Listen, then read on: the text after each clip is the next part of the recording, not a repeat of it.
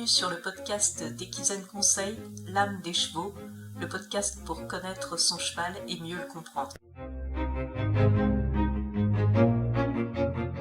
Bonjour, aujourd'hui on va s'intéresser aux besoins du cheval. Alors cette notion elle est souvent assez floue pour beaucoup de propriétaires et en plus on fait face à un tas d'informations plus ou moins contradictoires sur les réseaux sociaux, sur le web. Alors quels sont les véritables besoins du cheval ? La base incontournable, c'est ce qu'on appelle les besoins fondamentaux, c'est-à-dire les besoins physiologiques et comportementaux de l'espèce. Chaque espèce a des besoins différents qui résultent de son évolution au cours du temps. Le premier ancêtre du cheval, il est apparu il y a environ 5 millions d'années, et ce ne sont pas les 5000 années de domestication qui ont modifié ses besoins.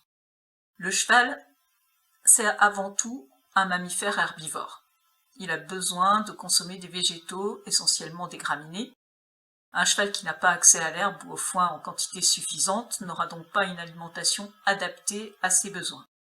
De plus, son système digestif il est conçu pour fonctionner en continu.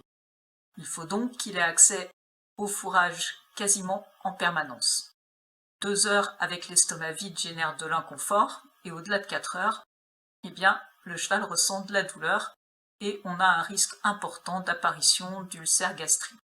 Malheureusement, on voit encore beaucoup de chevaux qui sont nourris avec des concentrés distribués 3 fois par jour et consommés en très peu de temps, qui n'ont que très peu de fourrage et qui passent la nuit souvent sans rien à ingérer en dehors de la paille de leur litière, sauf bien sûr s'ils sont sur copeaux. Le cheval a besoin de se déplacer pour le bon fonctionnement de son système digestif, pour sa circulation sanguine et pour limiter les problèmes d'ordre musculo-squelettique.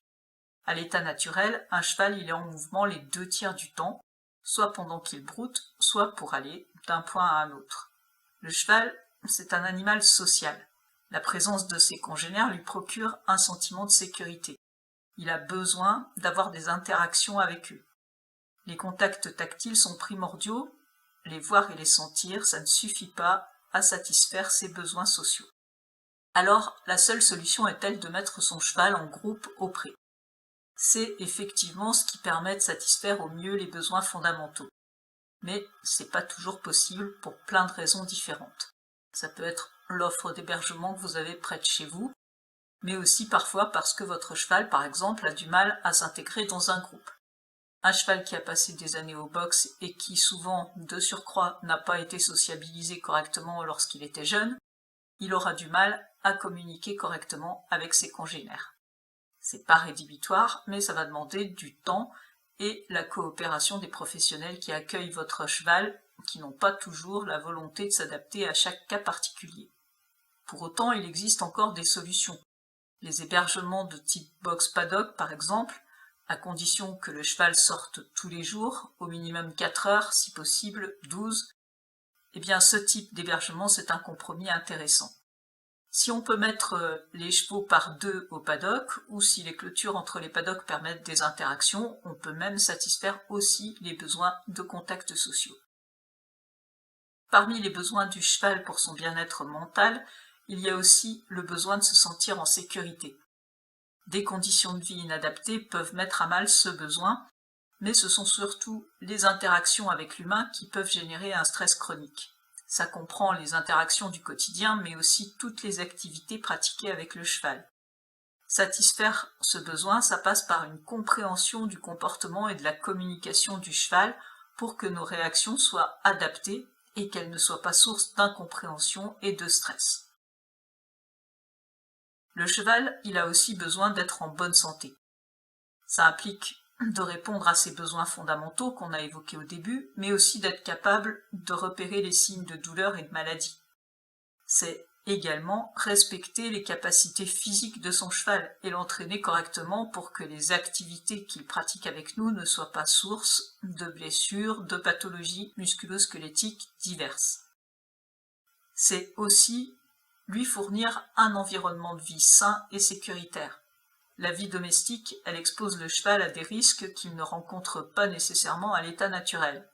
Notre devoir, c'est de l'en préserver.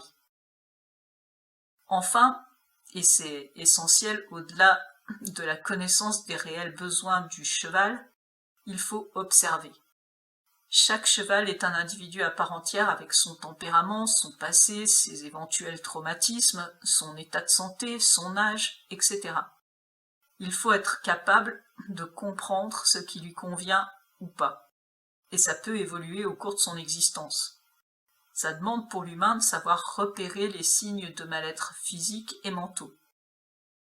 Prenons un exemple, celui de la couverture. Il peut être tout aussi nuisible pour le cheval de vouloir le couvrir à tout prix parce qu'on pense qu'il ressent la température extérieure de la même manière que nous, que de refuser catégoriquement de le faire sous prétexte de lui offrir des conditions de vie naturelles.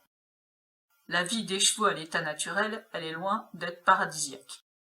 C'est en observant et en adaptant en fonction de chaque individu qu'on peut offrir les meilleures conditions de vie possibles.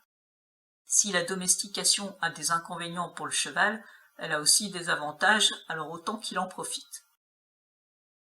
Si vous voulez devenir l'humain dont votre cheval a besoin et en savoir plus sur les formations en ligne Equisen Conseil, vous pouvez me contacter par téléphone ou par mail. Mes coordonnées sont en description. On se retrouve la semaine prochaine pour un nouvel épisode. Belle semaine à tous!